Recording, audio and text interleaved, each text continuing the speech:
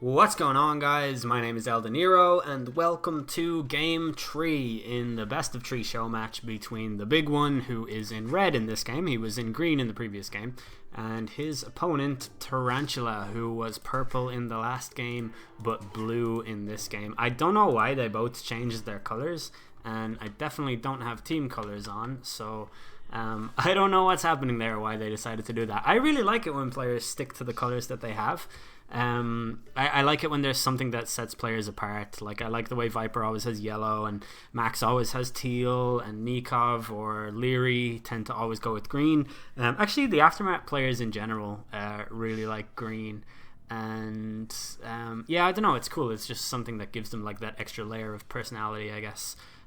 Something else to look at on the screen. So we have 4 likes for this game, and we have a Japanese war. Both players deciding to go for Japanese. I guess, like, I was watching a pro stream a while back, and I'm gonna speed this up a little bit through the Dark Age because it's all gonna be the exact same. They're gonna do the standard 6 on sheep, 4 on wood, and then continue adding to wood afterwards so that they can get fishing ships out. And I guess usually I see a lot of people go for a man-at-arms build on this, but I don't expect that in this game because just the fact that they've both gone Japanese suggests to me that they're both going to go for archers from Feudal Age, because that's kind of a very standard build to do with Japanese, and then you can get fishing ships up in the background. I expect like 5 or 6.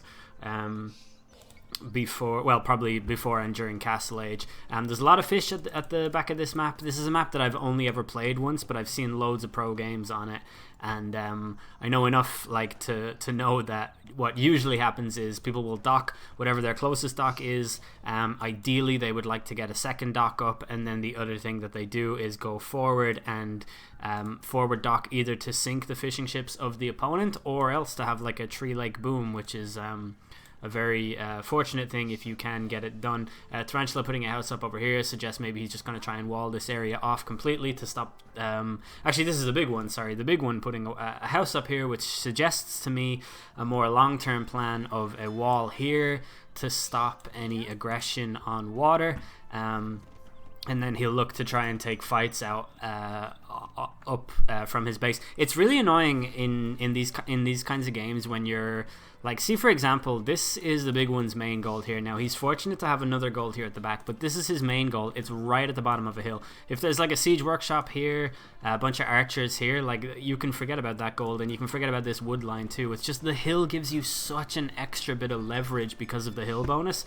And to be fair, Tarantula has the same thing, but at least like his golds are kind of way out of the way. He's okay. But he does have 2 forward stones, so hopefully he's not going to rely too heavily on samurai, which would be really surprising in the Japanese war, considering archers and range units tend to be the meta for them. 2 fishing ships for the big one, 1 fishing ship for Tarantula with another one on the way, and very similar stats here for both players. So if I tech out of this, I can have a look here. Population is the exact same. It's just gone up by 1 for the big one, and this is looking a lot like an archer build. You've got plenty of villagers on wood. I expect to see 2 go to gold, or even 3 go to gold for each player, so that they can start pumping out archers as soon as they get to Feudal Age. It'll be the standard 2 ranges and 1 blacksmith type build, and it should lead to some pretty interesting fights in this game. I don't know whose map.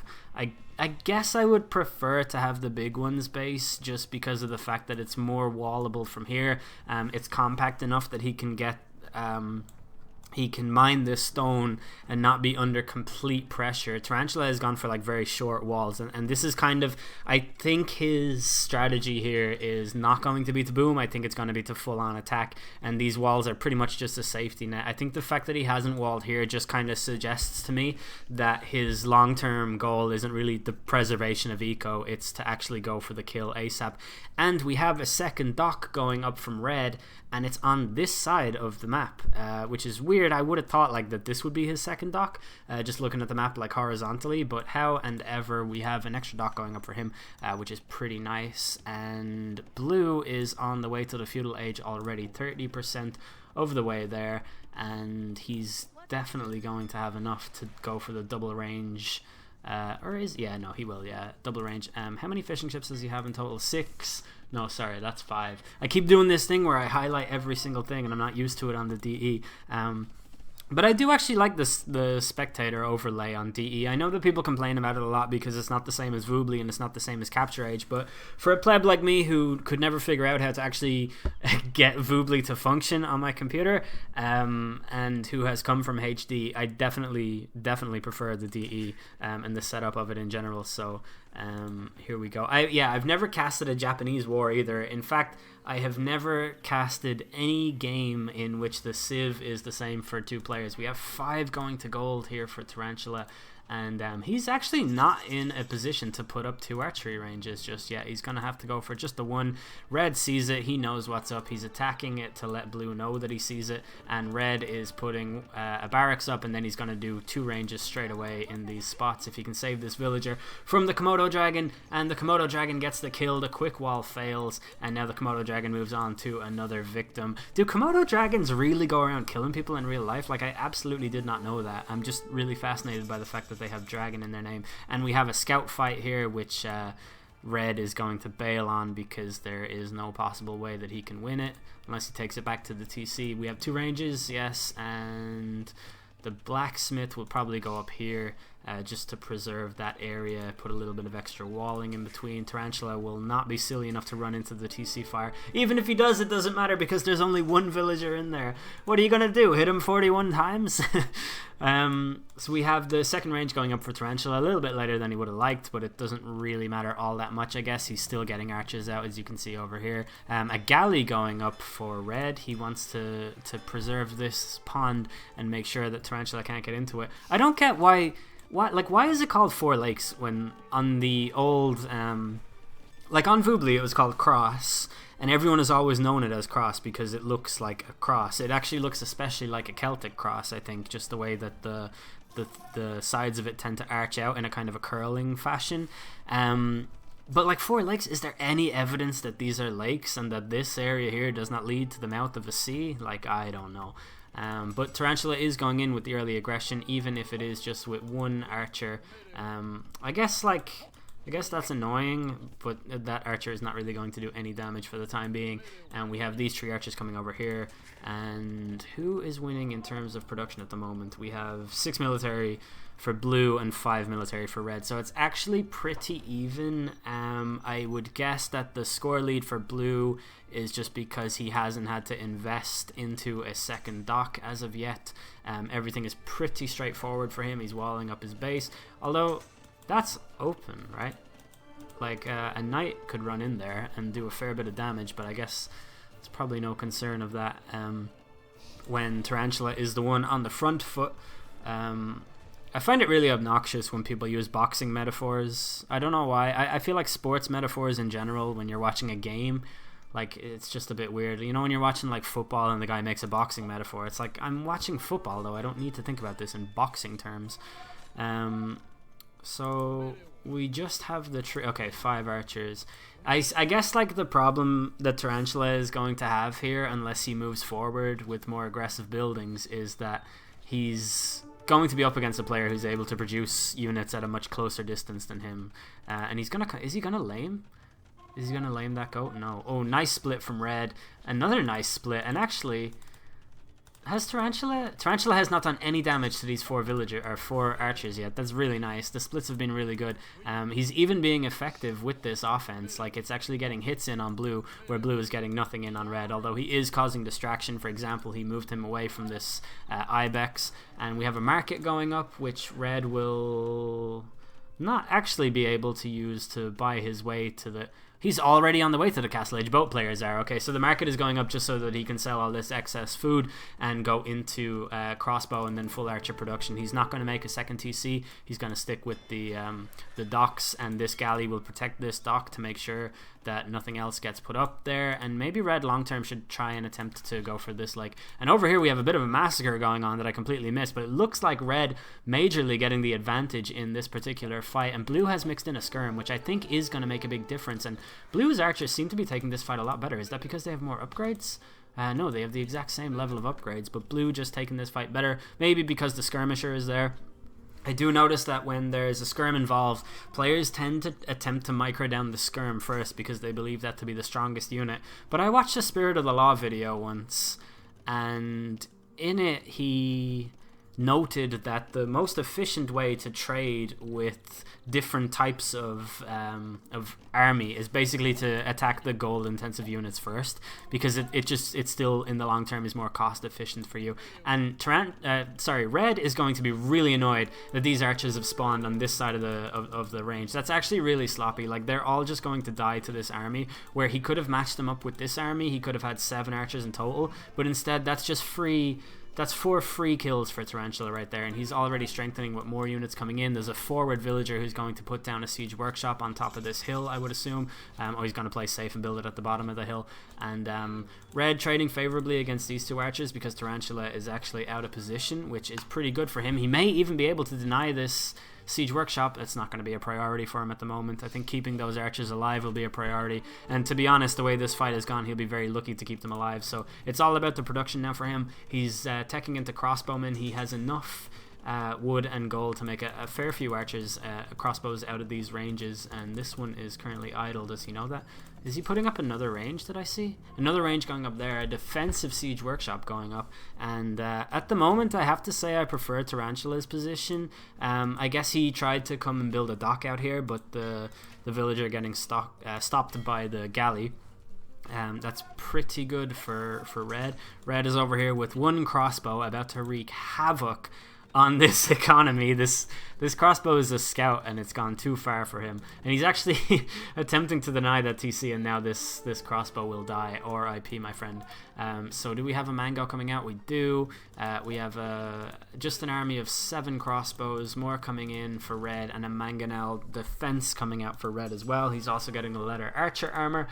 So he looks like he's in okay shape. There's a 5 population lead for Tarantula, and it's all in the form of villagers. So that could be fish, or it could be physical villagers. I think Red is actually doing a pretty good job of booming on water at the moment, and Tarantula is coming in with the aggressive on the front. This is such an awkward area for Red, because if Tarantula wants to press these archery ranges, there's really nothing that Red can do about it. He would have to delete this house and commit army here, which I'm not sure that he'll want to do when there's a mangonel on the front. So he's actually gone over here to take this hill, which I think is a pretty good idea from him.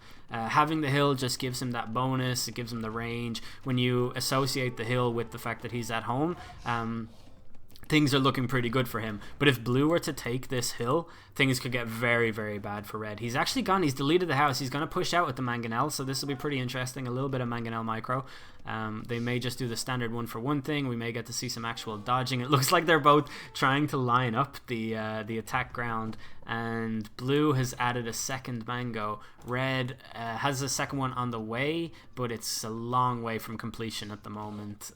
I feel like Blue is booming a lot stronger behind. He has a 13 villager lead at the moment. He's on only the 2 town centers and 1 dock, so it's interesting to me. Well, I suppose 2 town centers is enough to just continuously pump out units, but here we go. Will we see a big mangonel shot here? Or yes, we will. Oh, nice dodge, nice attack ground attempt.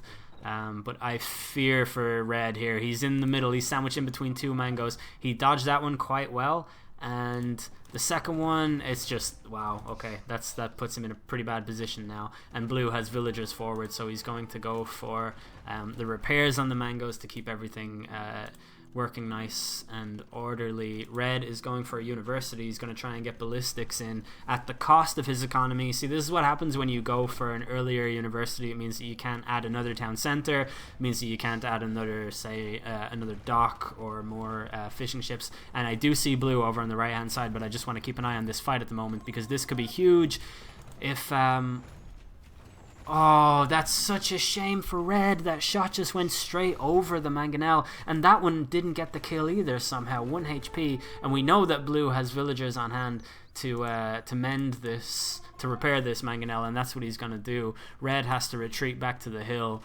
and geez, it's pretty tense at the front here. I'll take a quick look over here. This villager will eventually build a dock, but obviously his focus is currently fully invested in this fight on the front. We have a 24 military total for Tarantula and 21 for the big one, but that villager difference has gone up to 14, and I really feel like The big one is on his way to the Imperial Age. I actually didn't notice that. So he's going to go Imp, and I guess he's going to go into Arb, and he's not going to be able to afford Onager. So it's going to... He's going for another town center now. I'm not sure if that's the right play. And that's a big Mangonel shot on the front. And if he can get another one, he's putting the other Mangonel over, and then he's going to repair this one. That's actually really nice micromanagement of your army during a fight. I like the fact, though, that I prefer Blue's position here. He has more Mangonels. He's got villagers forward for repairs. I guess the big one does have that too. But the one key thing missing for Red is the skirmishers. I think that they make a huge difference in the fight. And Red is actually just about to get cut open on the front here. These villagers, none of them are working. They can't really comfortably take this gold either, unless they can go all the way around, I guess. The town center, I suppose, in hindsight, is a pretty good tactical choice here. These should be stables, no archery ranges. I thought maybe stables to just go for light cav and attack the Mangonels, because this is basically, he is two big shots away from being GG'd here.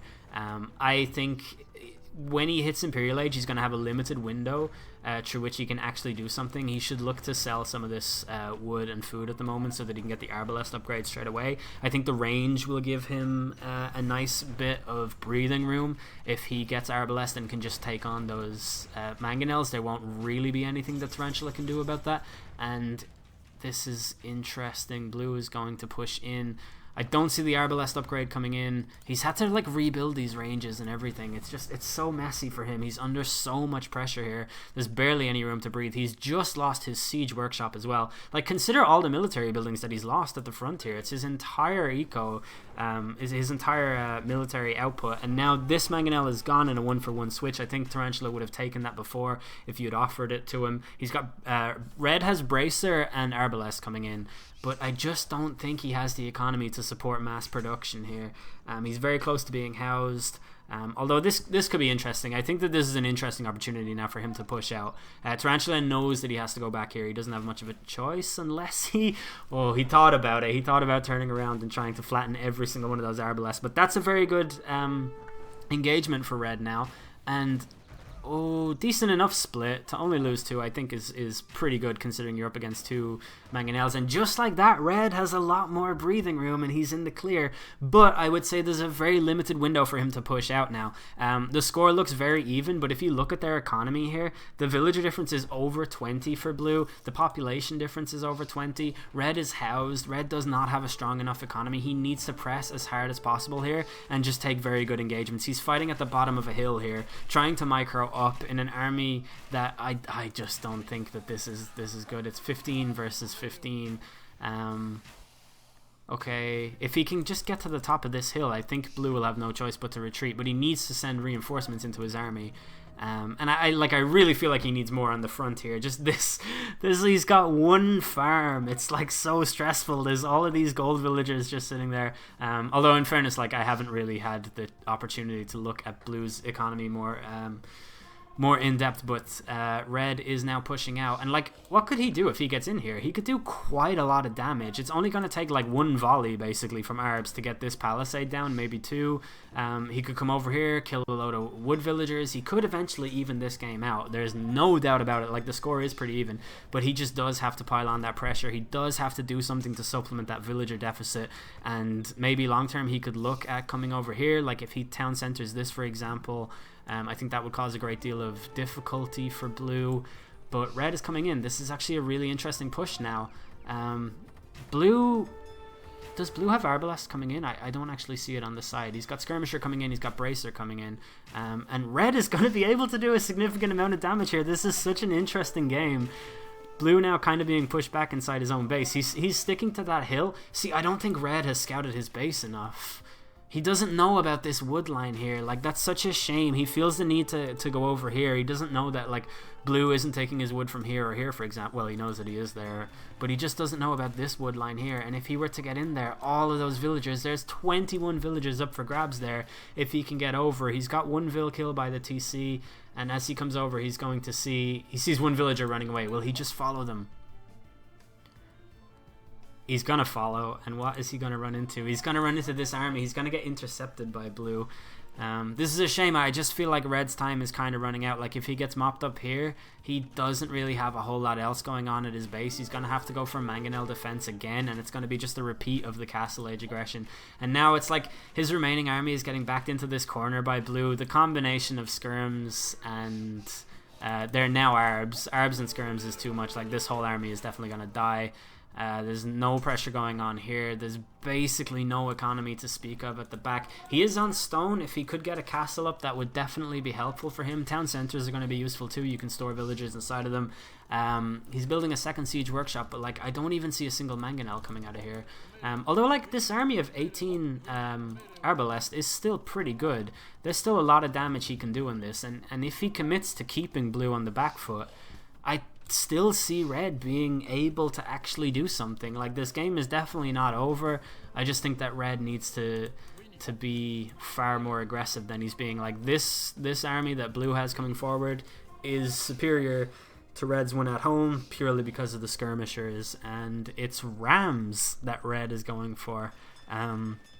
That's a really good choice, actually, and it's a thing that not a lot of players at my level tend to think of when you're going up against ranged units, is to make rams, because they just absolutely swallow arrows. And I have to be honest, like, I'm really happy to see that Red is still in this game. The villager difference is not all that different. He's taking this time to do exactly what I hoped he would do, which is attempt to supplement that villager deficit and build his economy up. And he's taking this fight really well too on top of the hill. He does have to retreat, and that's fine for now because blue is away from his base. The only thing is that I worry about for Red is, if you look at blue's perspective here, he sees so much. Like, look at this. He sees everything that's going on at Red's side of the map because of these outposts. Like, that's really strong.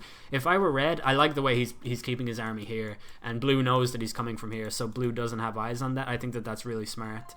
But I'd like to see just these outposts getting destroyed, because if I were in his position, I would feel a lot better about that. Villager difference, not all that different now. Red is definitely coming back. This is such an interesting game. I really wasn't expecting it. I was actually expecting Red to, like, I was expecting to see the GG relatively soon, because Red was just, he seemed like he was in such a bad spot, and now he's just the opposite. He's doing a great job. He's destroying the outpost just like I hoped. He's ramming down this siege workshop, and he has capped ram at the moment. He's really coming out here, and blue is going to lose this ram. Just a standard battering ram. It will eventually go down, but like, this is an example of how powerful rams are against Arbalest, and just a really interesting game. We've a fairly decent army here though, of 43 ranged units for blue. I wish Red would add in skirms, but I feel like his economy isn't strong enough. If not skirms, wow, we have war on the water here that I absolutely did not notice even when I switched to blue's perspective. But this is huge. This could actually be a major turning point in the game, because all of these fishing ships are going to die, and Red has he has 8 farms in total. Oh no, he has way more. Okay, I'm sorry. 12 farms in total. That's like feudal age scout rush number of farms. All of these fishing ships are going to die, every single one of them. Red is not in a position to currently dock this pond. He does have this pond, which leaves him with 9 fishing ships in total. Nothing going on with the army in the middle at the moment, but yeah, all of these fishing ships are going to get mopped up, and there's nothing that Red is doing about it at the moment. Oh, and that's a poor fight. I feel like he needs to get right back on the hill and put the rams on front. I would like to see a transition to light cav, because I just think if he sent a few light cav into the economy of blue, like back here, up here, he could still do something to get at the villages of blue. He must see this. He does. Oh, he's about to see it anyway, because he's putting an outpost in. Blue going for that really annoying type of move of forward buildings in the post-imp section of the game. I absolutely hate when people do that against me. It actually tilts me so much. Makes me so angry. And Red sees it. I don't know, is he going to react to it? There's a lot going on in his game at the moment, particularly this fight on the front. And this has turned into a very interesting fight. He actually got Onager. I honestly never thought that he would be able to do that. And 2 big shots here. Oh man, he could do serious damage even with this one that's left over. 1 big shot coming in. Oh, it's not really got the desired effect. I feel like he would have wanted way more hits with that. These rams will plow forward, but they will eventually go down. Even like villagers can start killing them when they get to the front, I guess. and the archers are just absolutely not falling for the bait either. So I think red really needs to turn around here. But he's just marching his army in. They're all gonna die. No, you have to turn around and go back. Oh man, that is really, really... if I were in red's position, I think that would be the moment I called a GG, because I would be so demotivated after seeing all of these archers die and those flowers in their place just fading away into the earth and disintegrating into nothing. And a heavy lead for blue now in terms of score. All of red's fishing ships not really doing the greatest job crowding around these shorefish. But let's have a look. Red's economy is pretty much he has 90 population, 83 of them are villagers. He needs to build up really quickly. He's going for arbs still. I feel like this is just the moment where the light cav would do wonders for you. If nothing else, it would pull this army away from the front a little bit. It might be able to do a little bit of raiding, a little bit of economy disruption, such as this here, for example. But the onagers will defend reasonably well here. Some nice shots. The fact that he has the hill is huge. Blue has also teched into onager. It's really rare for me. Like, I feel like you don't often see two players in a 1v1 both tech into onager, and blue kills the onager, and now blue will take this hill. He's going to be able to range this gold. There's not even a whole lot of gold left there anyway. Red won't be able to comfortably take this gold either because of the enemy buildings on the front, although he is making the right move to ram them down. I'm really, really impressed with red's resiliency here. Like, he's determined to not give up. He doesn't feel like he's in like a completely unwinnable position. He hasn't got dejected once. I really respect that style of play. I feel like I would have resigned a very long time ago. We even have a castle here at the back if blue starts getting too far into red's base, because we know that he doesn't have trebuchets. The rams are a long way back, although blue is reinforcing here with the siege workshop. Blue is doing lots of annoying things, but red is still confident enough that he can hold, and I like that. I like that attack ground too. He anticipated the forward movement from the blue archers, and that's a decent onager shot. Can he get one more before the... Oh, that's a shame, before it gets destroyed. What else do we have? The siege workshop going down, so red will free up this gold for himself, which would be pretty nice, especially if he could send some villagers over there instantly, because his gold is running dangerously low, and to be honest, there's not really a whole lot of efficiency going on here at this one little mine that he has left over. Other than that, like, he still has control of this pond. There's light cav pouring in from the left. The buildings have been mopped up on the right. That's decent, and we see another defensive castle going up for red, which is nice. But blue reinforcing again. I feel like blue just hasn't really been pressured in this game, apart from the one instance where red came into his base with the archers, and to be honest, like, blue defended pretty well from that.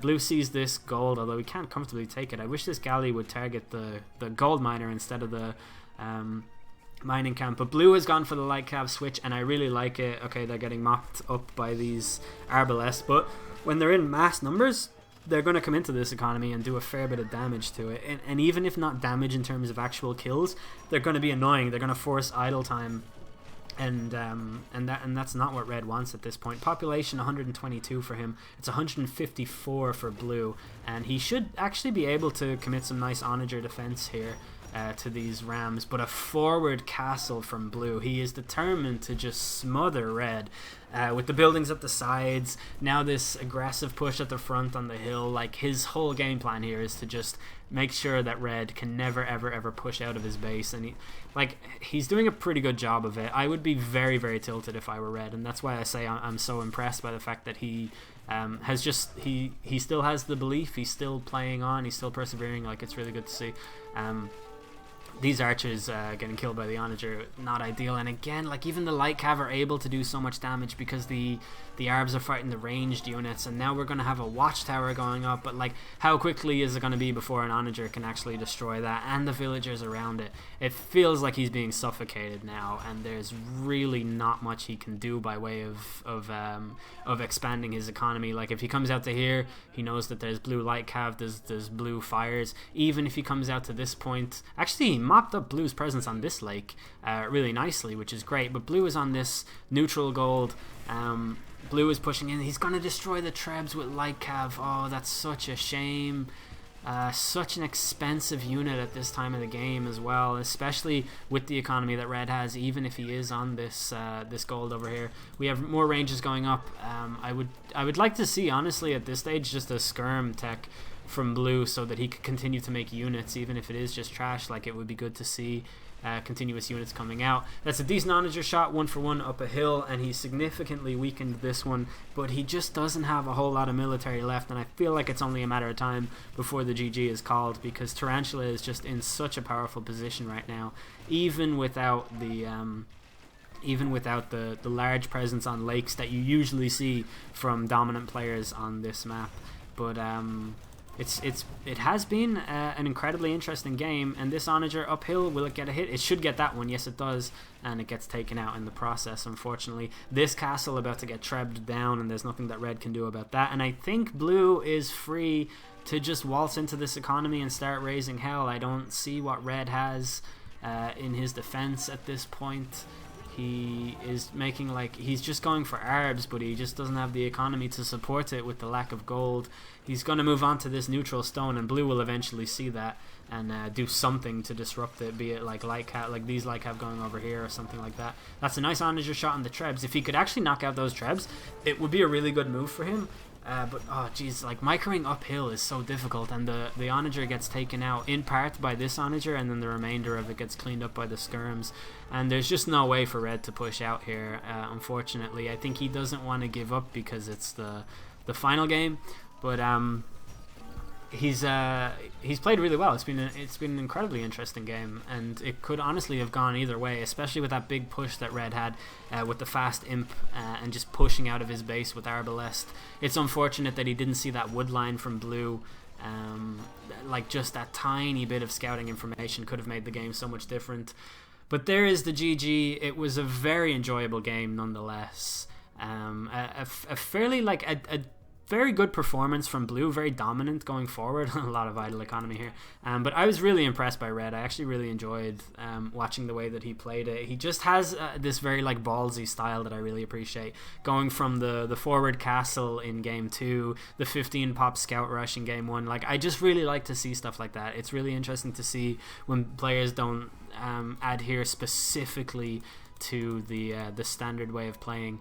And just a really good game. Could honestly have gone either way, and I really enjoyed it. So let's have a look at the statistics before I exit completely. We obviously have the military and economy lead for blue, 187 kills to 148, not bad overall, and more food collected. This is just a result of having more TCs and more villagers. Obviously everybody knows that.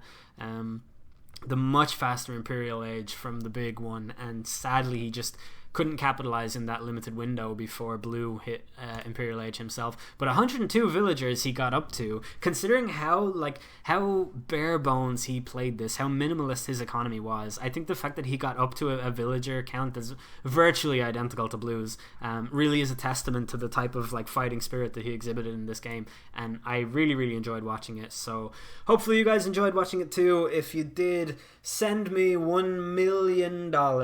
I've been Elden Hero. Thanks for watching.